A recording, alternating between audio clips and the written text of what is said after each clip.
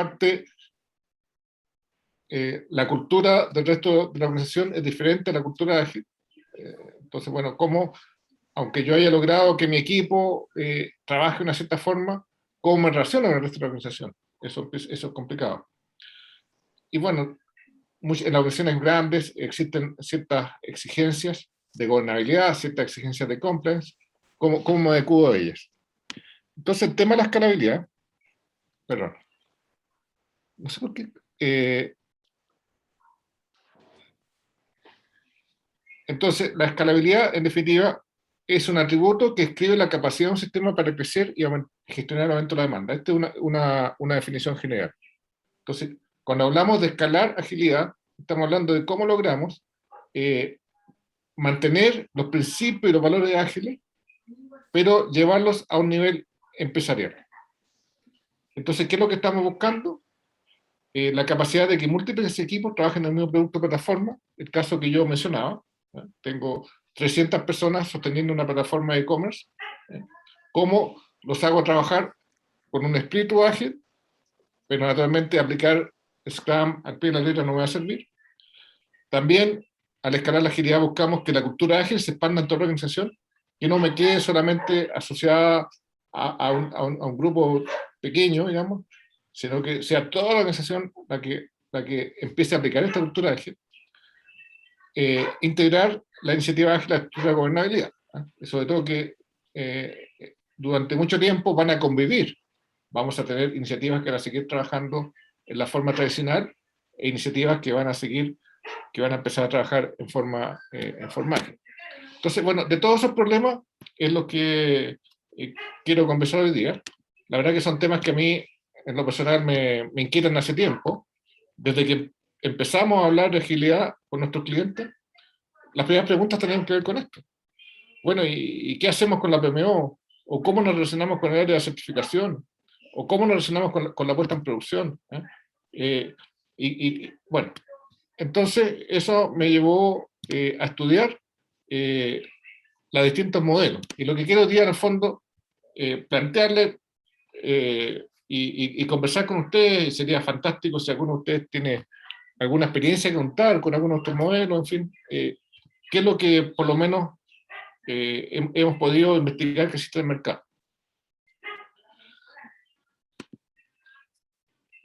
Entonces, hay una primera familia de modelos de gente que tiene mucha experiencia trabajando con Scrum, y cuando Scrum le queda chico, se preguntó, bueno, ¿cómo escalar Scrum?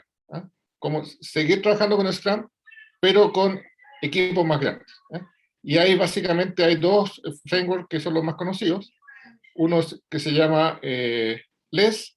LESS viene de Large Scale Scrum, y Nexus. Nexus es desarrollado por Scrum.org. Y LESS tiene otros autores, pero también de gente que trata de ser fiel a Scrum. Y si bien ambos modelos tienen diferencias, tienen también algunas similitudes. Y como uno de los propósitos de esta presentación es entrar en detalle el modelo, lo junté, y voy a referirme principalmente a esas similitudes. Sí, Yajaira, sí, vamos a hablar de SAFe en un rato más. Sí, vamos a hablar justamente de Scrum, de Spotify, de SAFe y de Discipline Agile. Estoy partiendo por los de LESS y Nexus. Bueno, estos modelos lo que buscan es, bueno, mantengamos lo esencial de SAFe, no cambiemos la filosofía de SAFe. De hecho, mantengamos básicamente la misma lógica de que hay un backlog, de que hay una planificación de sprint, de que hay un periodo de ejecución de sprint y después una revisión en retrospectiva. Pero, dado que el equipo es muy grande, vamos a subdividir el equipo en equipos más pequeños. Entonces, si tengo un equipo de 24 personas, voy a tener 3 subequipos de 8 personas. Entonces, ¿cómo se coordinan estos equipos? Estos equipos están trabajando en el mismo producto. Pensemos que es el e-banking, en que tengo un equipo de 24 personas. No es que estén trabajando en distintos productos. Por eso tienen que ser relacionados. Si fueran equipos trabajando en productos distintos, no enfrentan este problema. El problema acá son las dependencias de estos equipos. En que van a haber historias de usuario que están relacionadas con historias de usuario de otro equipo, y al final la expectativa, hay un solo cliente, y ese cliente espera tener naturalmente un solo resultado. De hecho, ambos modelos plantean que existe un product owner, ¿eh? Para todos los equipos. No es que cada subequipo tenga un product owner. Ahí varían algunos, pero el Scrum Master sí que plantean de que podría un Scrum Master tener más de un equipo, pero como esto podría llegar a ser hasta unos 8 subequipos, podrían haber varios Scrum Masters. Y la coordinación está dada básicamente porque la planificación de sprints se subdivide en dos ceremonias. Hay una primera ceremonia en la cual están los representantes de todos los equipos con el Product Owner, y ahí se dividen la historia de usuario entre los distintos subequipos. Y después la segunda ceremonia ya es una ceremonia al interior del equipo, en la cual el equipo hace su planificación de sprint tradicional. Durante la ejecución del sprint, cada equipo funciona en forma aislada, con sus propias dailies, pero existe otra ceremonia que se llama el Scrum de Scrums. Es una ceremonia que se realiza con una periodicidad variable, podría ser a principio diaria, pero no necesariamente, en que se reúnen los Scrum Masters de los distintos equipos, y ahí justamente ven las dependencias y ven los impedimentos mutuos y tratan y solucionan eso. Y terminado el sprint, que naturalmente todos los equipos están trabajando en el mismo producto, desde el punto de vista del Product Owner es un solo sprint, por lo tanto la duración del sprint es la misma para todos los equipos, y la review entonces es una sola. Se hace una review del trabajo que hacen todos los equipos, y la retrospectiva sí que se divide, en que primero se hace una retrospectiva por equipo, y finalmente se termina con una retrospectiva integrada. Entonces, de esta manera, estoy simplificando. Naturalmente, tanto LES como Nexus tienen muchas cosas, pero este es un poco el principio general por el cual se plantean estos modelos y buscan resolver este problema de la escalabilidad, resolver el problema de tener muchas personas trabajando en el equipo. Naturalmente hay un montón de otros problemas que no resuelven, por eso hay otros modelos más sofisticados. Pero, en mi opinión, si yo tuviera, por ejemplo, una empresa pequeña que está comenzando, partí con una startup, ¿no es cierto? Generé un nuevo negocio trabajando con Scrum, y llegué al punto en que ya las 8 personas me fueran suficientes, tengo que tener 16 o 24. Bueno, podría ser una forma de escalar sin alterar demasiado la manera de trabajar que hemos tenido hasta ahora, si esa manera de trabajar nos ha sido exitosa. Bueno, un segundo, perdón. Sí, decía Javier, ¿puedes regresar al slide anterior? Sí. Déjame ver si puedo resumir. Entonces, nos coordinamos los 3 diferentes equipos de este ejemplo hipotético al principio de cada sprint, y nos repartimos las historias de usuario que va a hacer cada equipo. Luego, cada equipo hace su planificación del sprint de la forma, digamos, tradicional de un equipo Scrum, por su cuenta, se comprometen y luego hacen todas las reuniones diarias, todo este trabajo individual para cada equipo. Y al final hacen una demostración general entre todos, y luego hacen una retrospectiva de cada equipo, y luego una retrospectiva general. No sé si te entendí bien. Sí, ¿Okay? perfecto. No Entonces, sé si al lo mencionaste, principio y al pero... final nos sincronizamos. Y durante, con los Scrum de Scrums. Ok. Durante la iteración, son que en el fondo es una reunión en que se juntan los Scrum Masters y principalmente tratan el tema de las dependencias y los implementos interrelacionados. Por ejemplo, a lo mejor una historia de usuario va a requerir, digamos, del equipo 1 va a requerir algo de trabajo del equipo 2.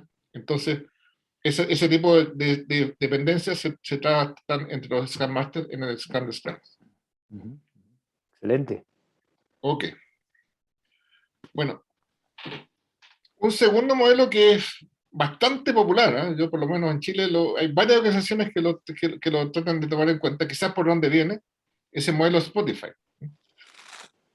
Acá primero quiero decir que cuando yo investigué sobre este tema, porque bueno, tanto escuché hablar de Spotify que dije, bueno, voy a investigar. Lo primero que llegué a la conclusión es que es gente que a lo mejor trabajó en Spotify, que conoce el modelo Spotify, que lo ha conceptualizado, pero no es que Spotify haya mostrado interés por entrar en el negocio de definir modelos, digamos, para escalar agilidad, digamos. O sea, lo que hay son consultores externos que ofrecen capacitación y coaching para implementar el modelo de Spotify. pero no son ellos los autores del modelo Spotify. Eso es una primera curiosidad, ¿eh? Pero bueno, este es un modelo, yo diría, mucho más ágil puro. ¿En qué sentido? Acá cada equipo es libre de elegir su propio método, ¿no? O sea, tenemos equipos que en el lenguaje de Spotify se llaman squad o escuadras, y los equipos tienen su propio product owner, por lo tanto, trabajan en el trabajo de acuerdo a ese product owner, eh, pero cada equipo tiene la libertad de elegir su forma de trabajar. Si quiere trabajar con Scrum, fantástico. Si quiere trabajar con Kanban, si quiere trabajar con lo que quiera.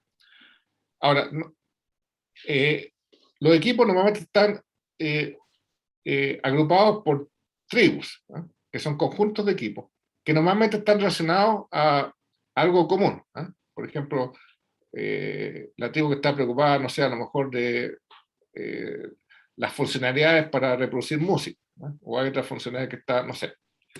Entonces, ellos, bueno, el trabajo se divide entre los product owners, pero naturalmente pueden surgir dependencias. Acá la responsabilidad de levantar la dependencia es de cada squad. O sea, acá no hay un ente central que esté preocupado de ver si hay una dependencia, sino que cuando un squad se da cuenta de dependencia, debe levantarla, y ahí naturalmente se producen las instancias de coordinación respectivas. Pero no hay una instancia formal como la Scrum de Scrum, sino que sencillamente en ese momento, bueno, se levanta y a través de los product owners se corrige. No existe el Scrum Master. Eh, se tiende a pensar que los equipos llegan a ser autogestionados. Y esto es un tema bien interesante. Yo lo he conversado con varios agilistas.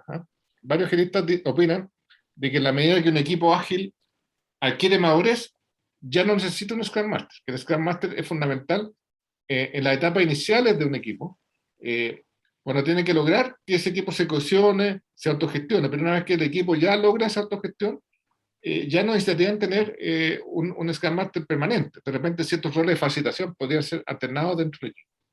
Eso un poco está reflejado, si bien dentro de la tribu existe la disponibilidad de algunos allá coach, que pueden apoyar a los equipos en caso de ser necesario.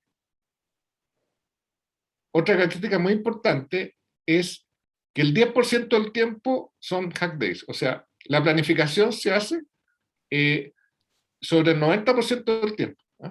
De antemano todos saben que el 10% que está disponible para investigar, para nuevas ideas. Son muchas las organizaciones que ya están aplicando esto y con muy buenos resultados, ¿eh? Por ejemplo, que destinan un día a la semana al mes o cada 2 semanas en que no forman parte de la planificación, sino que los equipos tienen la libertad de poder invertir su tiempo, por ejemplo, desarrollando una nueva idea o haciendo refactoring, en fin, estudiando algo nuevo. Hay organizaciones que no han aplicado y que declaran que en ese 10% han salido las mejores ideas y los productos más rentables. La verdad que esto conversa, entre paréntesis, anticipando un poco, SAFe también lo plantea.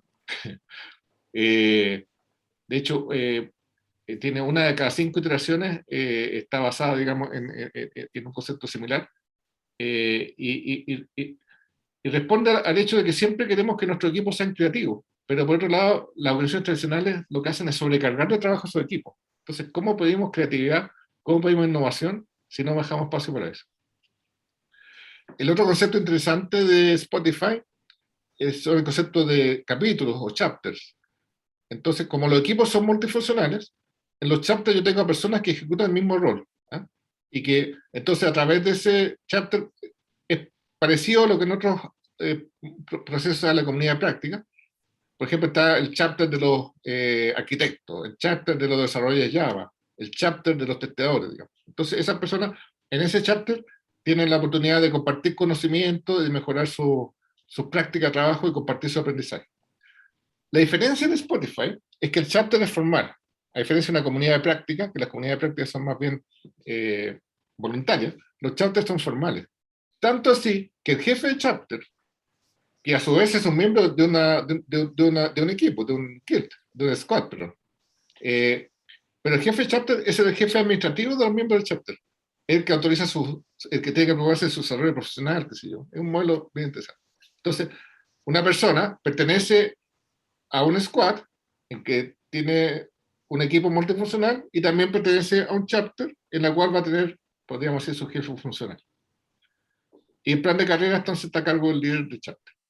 Y bueno, como hay varias tribus, existe, aparte del concepto de chapter, el concepto de guild o gremio, que en el fondo es la suma de los chapters en todas las tribus de Spotify. Entonces, estos ya no se juntan tan seguido, pero también tienen una forma de cooperar y también es la forma de ir generando conocimiento dentro de un cierto grupo. ¿Y estos guilds son voluntarios o obligatorios? Los que son más voluntarios, pero el chapter es obligatorio, ¿no? O sea, entonces el chapter sería un poco como un centro de excelencia y un guild sería como una comunidad de práctica. Claro, pero la idea del guild es que sea transversal a toda la organización, digamos. No sé si hay alguna duda con respecto a esto. Claro, lo interesante de esto es que Spotify no hace ¿cuál es la palabra?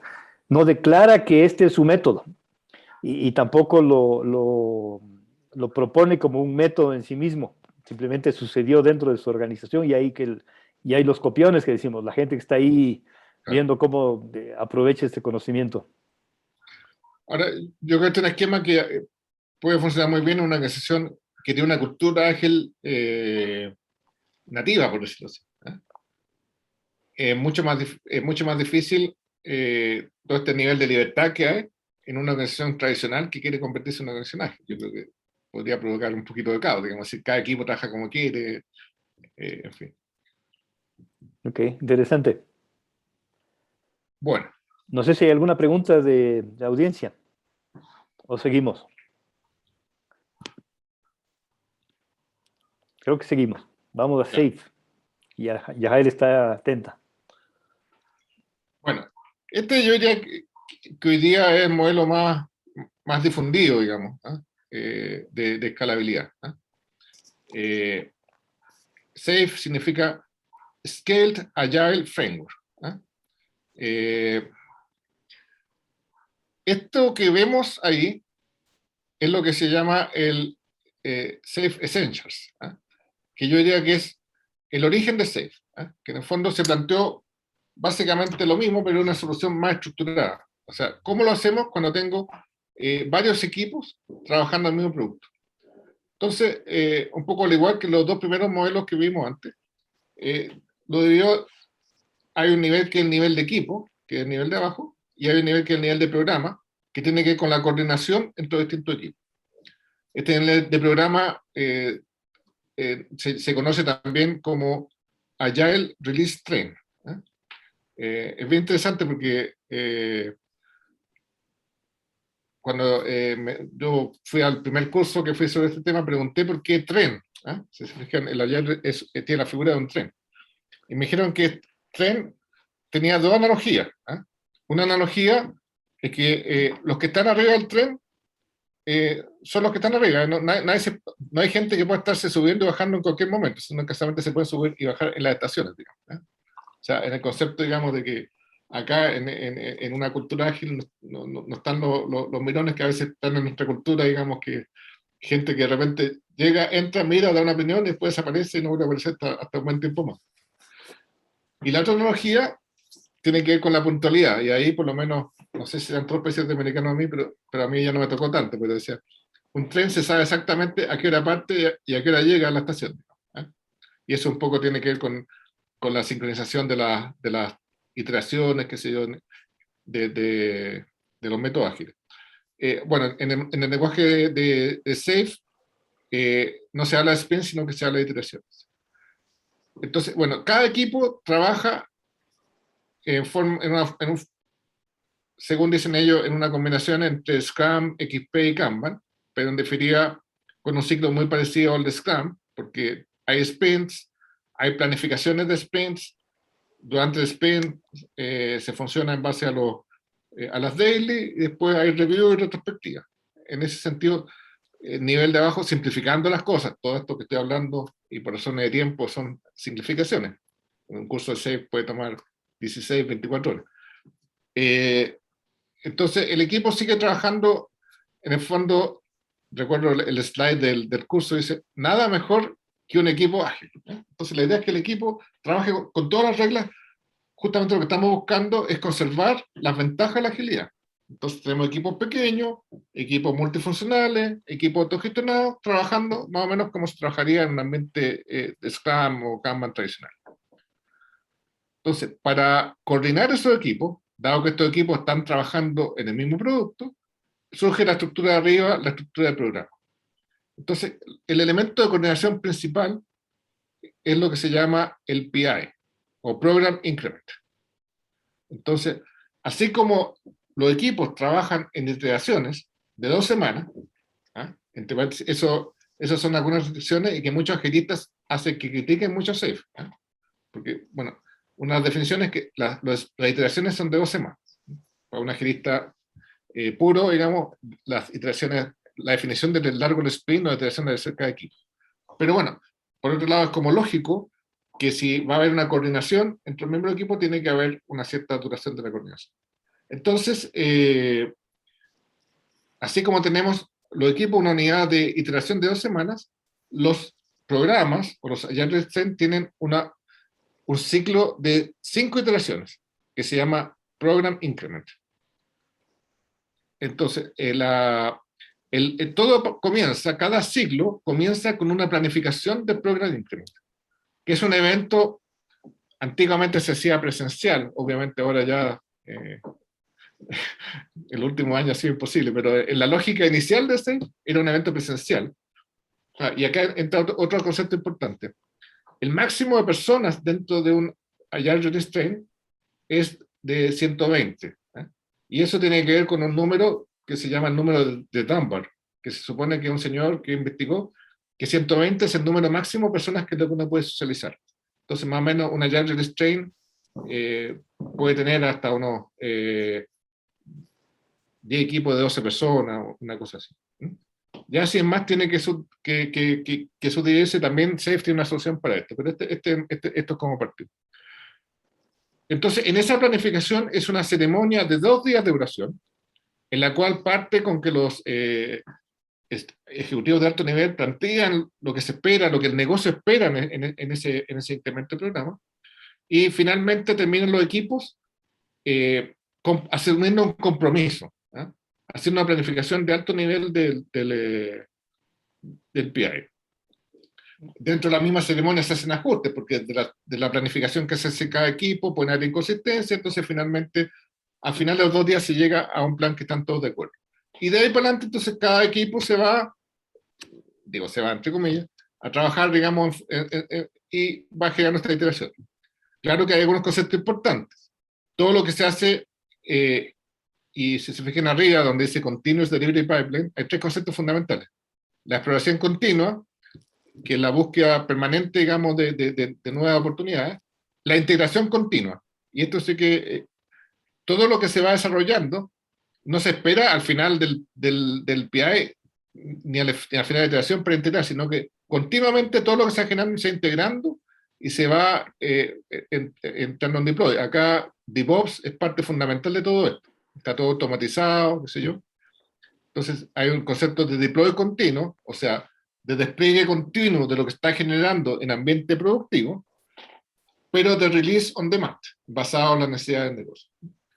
Entonces acá no es que los equipos se vayan a trabajar en forma independiente, sino que todo lo que están produciendo continuamente se está integrando y continuamente se está desplegando un ambiente productivo, pasando por un periodo de testing automatizado para asegurar que eso está operando. Al final de cada iteración hay una review a nivel de equipo, pero también hay una review a nivel de programa.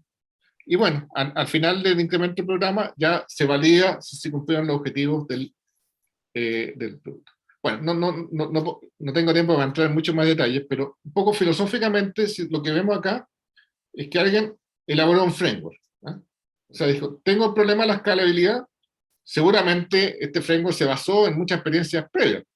Entonces, acá hay gente que trabajó y dijo, bueno, en base a toda esta experiencia, hemos aprendido que esta es una muy buena forma de resolver el problema. Por lo tanto, si usted tiene el problema, usted tiene que estructurar el ejemplo que les ponía antes, las 300 personas del e-commerce en equipo, bueno, acá tiene un modelo que le empieza a definir los roles. Si se fijan, por ejemplo, abajo tenemos los roles a nivel de equipo, que son los que todos conocemos, Product Owner, Scrum Master y Development Team. Un poco más arriba están los roles de programa, que está el Product Manager, que es un poco el Product Owner a nivel de programa, el System Architect o Engineer, que es un rol que reconoce que tiene una coordinación de arquitectura, y el Release Train Engineer, que es como podríamos ser el Chief Scrum Master, el coordinador de distintos Scrum Master. Entonces está todo definido, existen procesos, entonces realmente suena, para una organización que quiere parte, suena atractivo porque tiene todo definido, ya hay un camino recorrido. Pero naturalmente, claro, implementar un framework significa también todo un proceso de conversión, ¿no?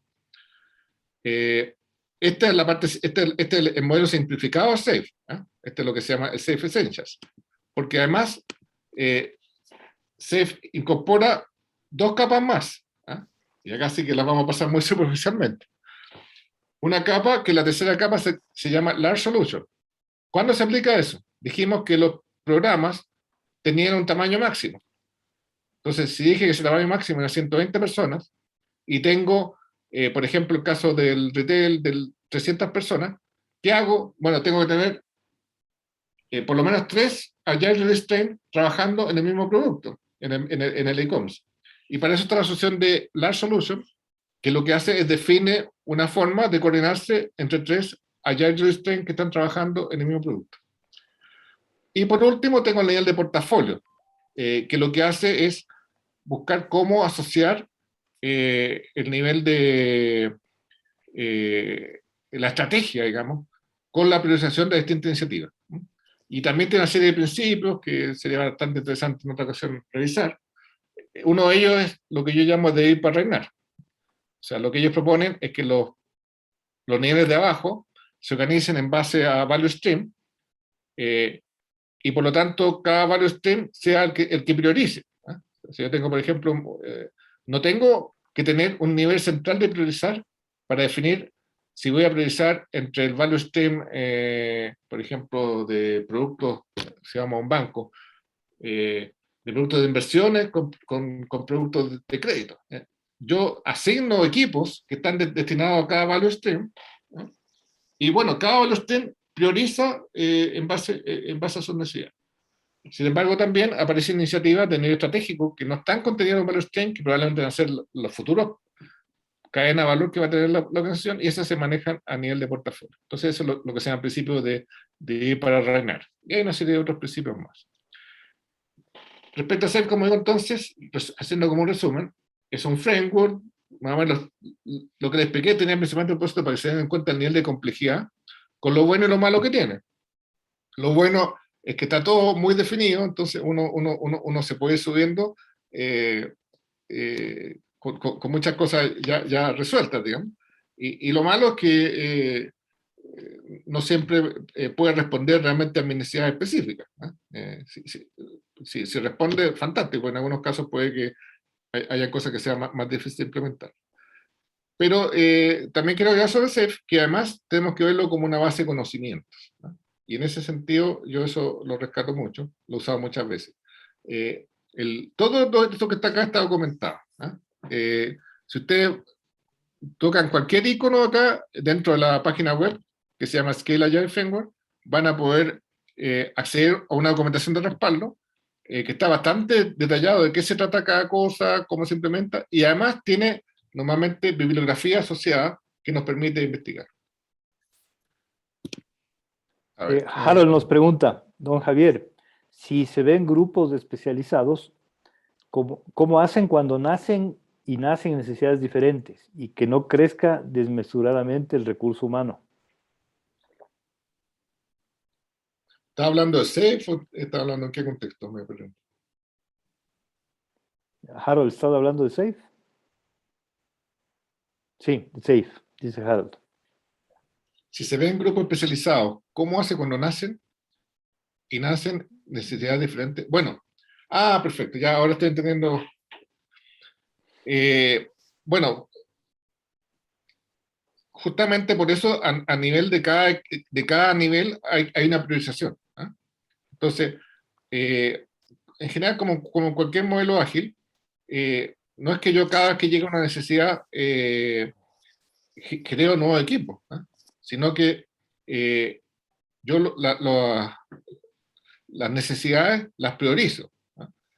Eh, este es un tema bien importante, el tema de la priorización, ¿ah? Porque yo creo que es justamente uno de los cambios de paradigma importantes con respecto al tema de la agilidad. En el modelo que estamos acostumbrados a trabajar, o por lo menos que yo conocí tradicionalmente, las organizaciones se ponían como meta hacer una cantidad de trabajo y decían, bueno, organícense para hacerlo. ¿Ah? Y en muchos casos decían, bueno, y si no tienen la capacidad interna, subcontrata. Eh, pero lo que digo yo, muchas veces los niveles ejecutivos renuncian a su obligación de priorizar, porque nunca la capacidad es infinita. ¿Ah? Aún la externalización tiene sus límites porque hay puntos de contacto. Entonces, en un modelo ágil, incluso como lo plantea Safe, bueno, yo ya tengo definido mi forma de presupuestar es por value stream. O sea, yo tengo tanto value stream y yo defino una capacidad a cada value stream. Y es responsabilidad de cada value stream de priorizar. ¿Y en base a qué priorizo? Bueno, ahí también tiene básicamente un modelo bastante sofisticado Safe, pero en términos resumidos, eh, priorizo en base al beneficio que va a obtener cada nueva necesidad versus al costo que significa implementar. Entonces, naturalmente, yo voy a priorizar aquellas cosas que me generen mayor rentabilidad. Entonces, no, los equipos no crecen desmesuradamente. ¿Eh? Sencillamente hay un mecanismo, un proceso establecido para priorizar. Después, Yajaira, ¿tú me haces la pregunta o la leo yo? Dale, dale nomás. Yajaira pregunta, ¿se puede aplicar a cualquier naturaleza de esfuerzo, dado su origen es muy orientado al sistema? Sí, yo creo que definitivamente, a ver, el safe original eh, es un safe de tecnología, ¿no? Definitivamente. Si se fijan, hablamos de DevOps, hablamos de Continuous Deployment, de Release on Demand, o sea, claramente son conceptos de tecnología. Las últimas versiones han tendido a ser más amplias. Ahora, siempre, y yo creo que la realidad es así, pues ya prácticamente no hay ningún negocio que no tenga una componente tecnológica importante dentro de eso, ¿no? Pero creo que todavía hay que hacer algunas ecuaciones, digamos, para que se pueda aplicar a un esfuerzo que fuera muy diferente a un esfuerzo muy centrado en tecnología. En el esfuerzo tecnológico sí se contempla entonces una amplia participación del negocio. Si se fijan, dentro del programa, dentro del tren, los que están arriba del tren, hay dueños de negocio. Pero es distinto decir que tengo un proceso bastante más alejado, digamos, sistemas, creo que a lo mejor algunos conceptos se podrían aplicar, pero pensar en aplicar el framework tal cual lo veo difícil. Y justamente con respecto a tu segunda pregunta, de las ventajas y desventajas de usar Safe,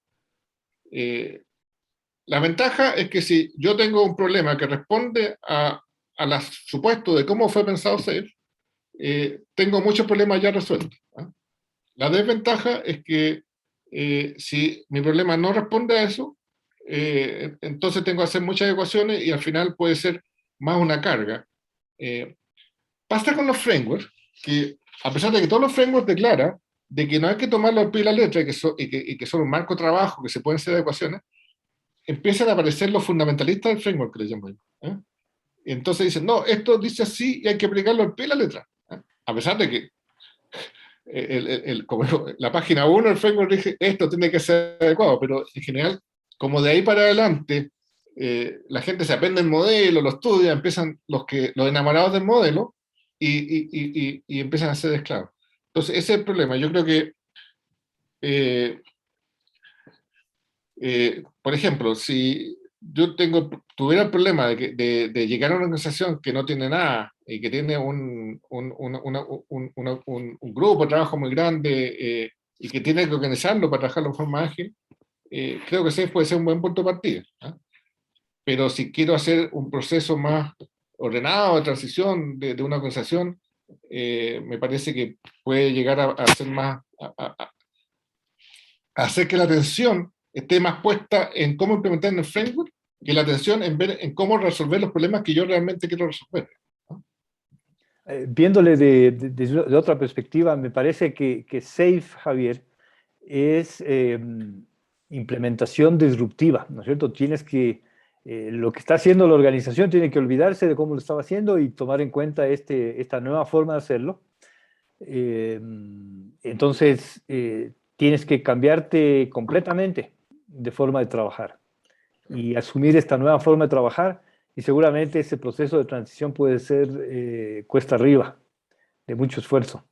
Claro, claro, pero en algún caso te puede servir. O sea, si tú Sí, tienes sí, más que... sí, sí. Y también otra crítica nuevamente al framework que estás mostrando, al SAFe, es que no toma en cuenta el contexto de la organización. Simplemente te dice, esta es la receta y tienes que seguir esta receta, no importa tu contexto. Claro, eso es exactamente así.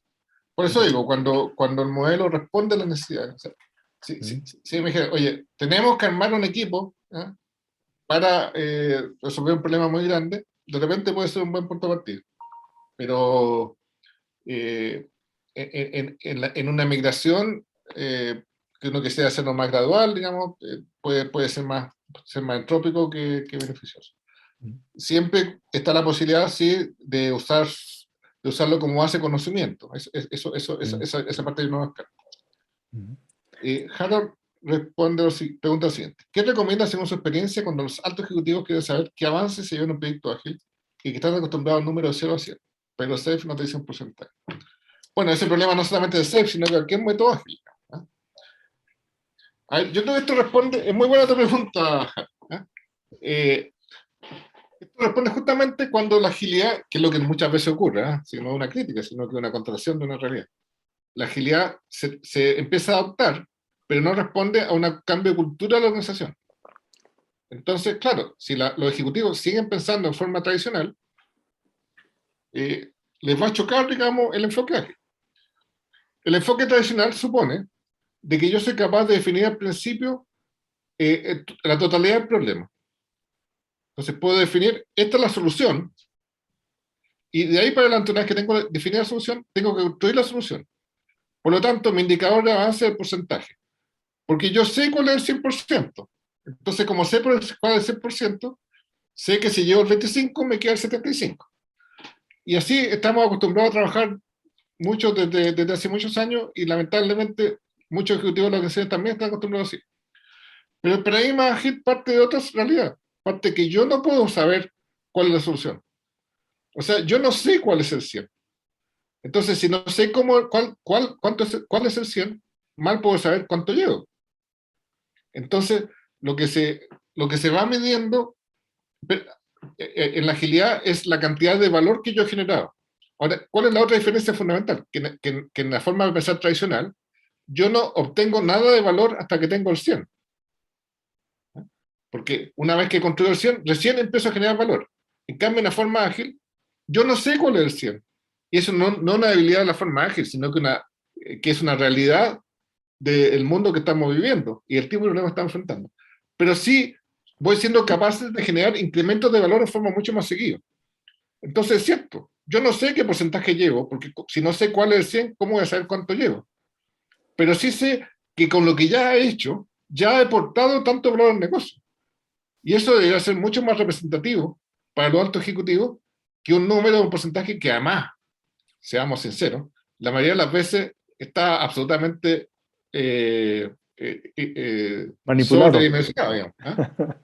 Entonces, claro, implica, claro, el valor generado exactamente. Eso lo queríamos, pero además debe ser real, porque eh, ya tenemos algo que está funcionando, ¿eh? No tenemos eh, el 50% de algo que cuando esté terminado va a generar valor, sino que tenemos un producto mínimo viable, un incremento mínimo de negocio, como le queramos llamar, que ya está generando valor, ¿eh? Entonces, es cierto, no sé cuánto me falta, pero ya estoy generando valor. Es un cambio cultural, ¿eh? Pero es real. Excelente. Ok, pasamos al... Bueno, yo creo que este es el que más conocen, pero que es un poco la respuesta a esto. Oye, el framework, bueno, tanto los primeros que vimos, LES, Nexus como Safe, son frameworks. ¿Eh? Y como digo, los frameworks tienen un contexto en los cuales pueden ser muy útiles. LES o Nexus, como decía, si yo partí una organización pequeña y tengo que crecer, tengo que multiplicarme por 2, por 3, y quiero seguir trabajando más o menos parecido como lo he hecho, puede ser una muy buena solución.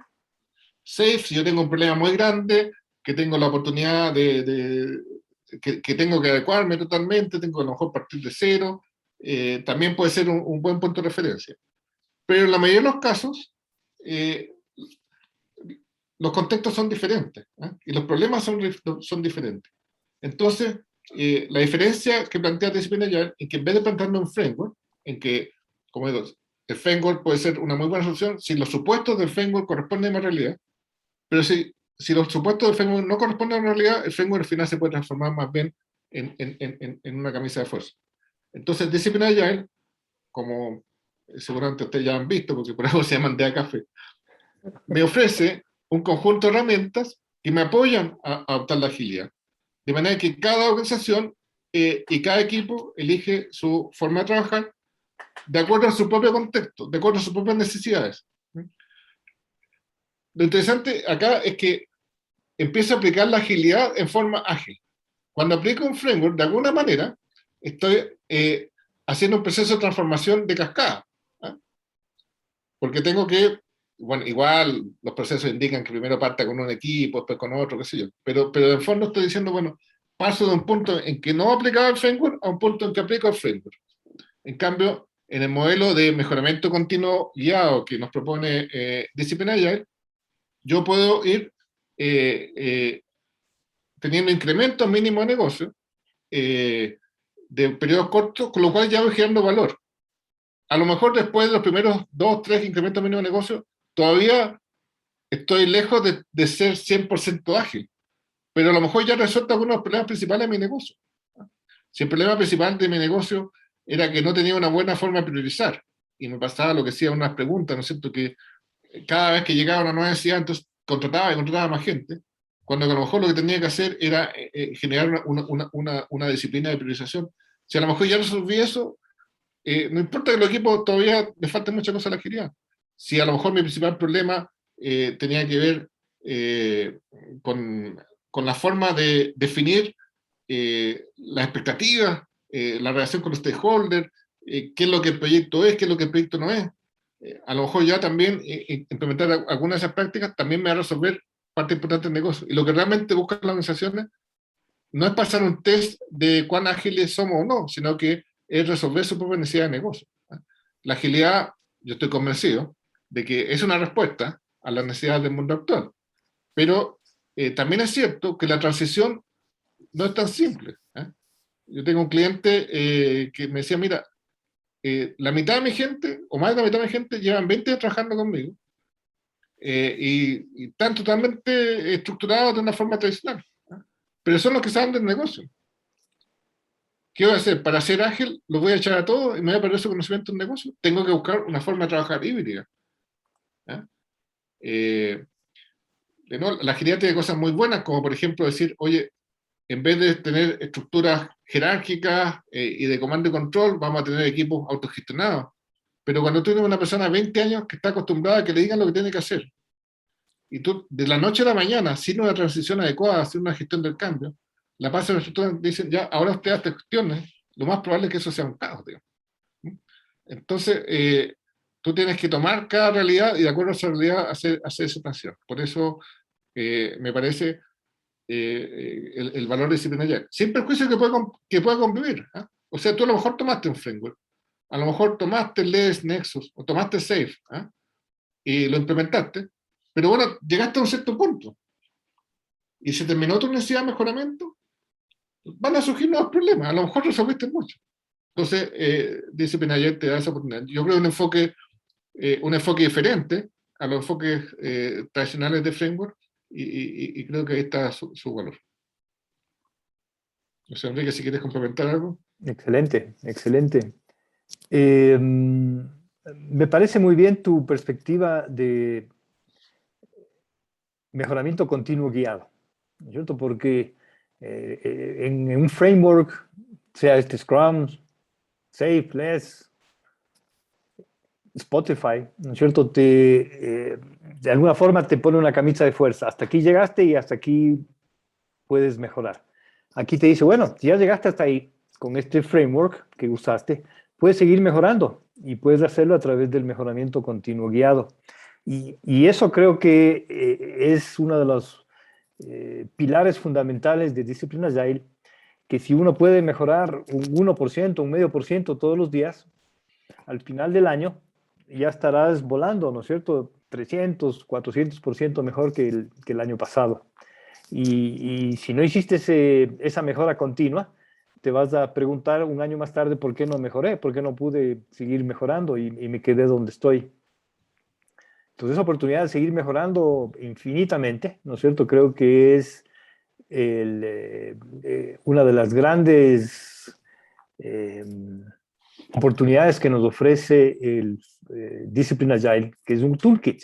Yo no pude seguir mejorando continuamente, todos los días, un paso a la vez. Y al final del año no vas a creer a dónde llegaste. Claro. El tema es que en todas estas cosas no está hecha la última palabra. O sea, todas estas son cosas que estamos viviendo. Yo creo que, como decía al principio, la agilidad partió más bien en equipos pequeños. Muchos de los modelos de escalabilidad más conocidos surgieron justamente de la respuesta de equipos pequeños que crecieron. ¿Eh? Y de ahí viene el DES, Nexus y Spotify. Ahí quizás está la diferencia con Safe. Yo creo que Safe más bien viene de gente que estaba acostumbrada a trabajar en empresas más bien tradicionales eh, y que dijeron, bueno, ¿cómo traemos la ventaja de la agilidad a nuestra empresa más tradicional? Eso también, por un lado, una fortaleza, digamos, ¿no? Porque aborda temas más cooperativos que a lo mejor los otros modelos dejan fuera, como por ejemplo la gestión de portafolio, como por ejemplo la conciencia de que existe una arquitectura, la conciencia de que existe, digamos, un grupo distinto que está a cargo de las operaciones, no necesariamente el mismo grupo que está desarrollando. Todo ese tipo de temas están mucho mejor abordados en SAFe que en otros, que en LESS o que en Nexus. Digamos, ¿ah? Está DevOps embebido, digamos, que eso me parece fundamental. ¿Ah? Muchas de las experiencias que yo he conocido de agilidad no generan todo el resultado que se esperara por no tener suficientemente considerado el tema de DevOps. Porque en el fondo, si bien el desarrollo es ágil, la entrega de valor es diferida. ¿Eh? Porque para que haya entrega de valor, el producto tiene que estar en operaciones. Y para eso tiene que pasar todo un proceso que cuando es en forma manual, como es tradicional, pensemos que desde que se termina un desarrollo hasta que se pone en producción, ese desarrollo pasa primero a una certificación, hay que hacer todo un proceso de puesta en producción, hay que documentar, hay que pasar a distintos ambientes, y como todo eso, hay algunos comités, ¿no es cierto?, los famosos COP, etcétera, CAP, perdón, eh, y eso entonces hace que finalmente, desde el punto de vista del cliente, del negocio, no haya cambiado nada. ¿Ah? Porque la entrega de valor es al final. ¿Eh? En cambio, al incorporar una filosofía como DevOps, en la cual la entrega de valor es continua, o puede ser continua, gracias a la automatización, tanto los procesos de integración, de testing como de deploy, eso permite realmente darle realmente todo el significado a la agilidad. Entonces eso, por ejemplo, en frameworks como LESS o Nexus no está, sí están safe. ¿Eh? Y bueno, Discipline sí tiene toda una capa de DevOps también. Sí, y otra idea que se me acaba de ocurrir ahora, posiblemente la gran difusión y aceptación y implementaciones que se oyen en SAFe se debe a que, eh, o sea, la organización, los jefes, digamos, sienten que tienen control, me parece, ¿no es cierto? Porque tienen todas estas capas de control y la gente va a estar haciendo lo que se les dice y tienen un marco preestablecido de cómo tienen que trabajar. Bueno, a pesar de que eso puede ser un poco, a pesar de que se contradice los principios de SAFe. Yo, obviamente, SAFe, está alineado también con principios Lean Agile, y también en busca, digamos, empoderar a las personas, qué sé yo. Pero claro, pero puede que en la práctica, más allá de los principios, que en la práctica sea como tú dices. Claro, sienten que ahí tienen una forma de poder controlar lo que está pasando, las iteraciones cada 2 semanas y tienen este este Agile Release Train que va entregando valor y que sienten que tienen más control, me parece. Pero no sé si, yo no soy experto en seis, tú eres el experto. No, no, no. A ver, una cosa, como todas las cosas, una cosa es SAFe conceptual. Yo creo que SAFe conceptual o cómo se presenta en ningún momento avala, o sea, justamente va en contra del comando y control, que sí. Pero otra cosa es cómo las cosas terminan implementándose, ¿no? Y yo creo que sí puede haber un poco eso que tú dices. Pero hay conceptos de SAFe que son, por eso digo, no necesariamente uno tiene que tomar todo el framework, hay conceptos que sí pueden tomar. Bueno, de hecho, Discipline Agile, por ejemplo, dentro de los modelos de los ciclos de vida para programas, plantea el modelo de Program Increment, que es el modelo SAFe. O sea, no. Bueno, justamente la gracia de Discipline Agile es que no se casa con un modelo, sino que justamente ayuda a poder tomar lo mejor de cada modelo, ¿no? Ajá, ajá. Eh, Y recuerdo que Al Salloway eh, propone que podemos mejorar una implementación de SAFe utilizando justo lo que tú acabas de mostrar, ¿no es cierto? El mejoramiento continuo. Vamos a mejorar tu implementación de SAFe. bueno, Al Chalaway fue uno de los creadores de SAFe. Así es, y se Pero, salió después. pero Así después es. se salió, claro, cuando se empezó, a ver, porque SAFe partió con lo que yo llamé Essential SAFe, ¿eh? Que fue una forma en el fondo, y que se fijan en el modelo más o menos, y yo creo que esa es la parte de SAFe más exitosa, ¿eh? Justamente esto los Program Increment, porque además lo que busca, fíjate, es el Program Increment, es que todos los miembros del equipo participen en la planificación, o sea, es bien potente en eso, ¿eh? O sea, invitamos a todos a una sesión presencial y durante 2 días finalmente llegamos a lo que vamos a hacer el próximo trimestre, ¿eh? Y después el modelo de trabajo a nivel de equipo básicamente muy similar al nivel de a lo que estamos acostumbrados a elegir. Yo diría que cuando fue eso extrapolándose, quizás ahí se fueron introduciendo cosas que a Al lo hicieron salirse, digamos. Salir, así es. Excelente, excelente lo que acabas de compartir, Javier. Voy a hacer pasar las votaciones, por favor, que nos ayuden con esta pequeña votación y a invitarles al próximo Disciplina del Café, el próximo viernes. No sé qué fecha cae. Creo que es 29 o 30.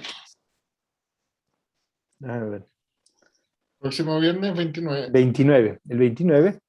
Eh, Invitarles a todos para el próximo café y vamos a seguir conversando de lo que tiene que ver con la agilidad, disciplina agile y todo lo que está alrededor de disciplina agile. Te agradezco mucho a todos los participantes, mucho a ti, Javier, por todo lo que nos acabas de comentar y nos vemos el próximo viernes. Okay. Muchas gracias, Enrique, muchas gracias a todos por su paciencia y Y su estamos a sus atención. órdenes. Gracias, gracias a todos.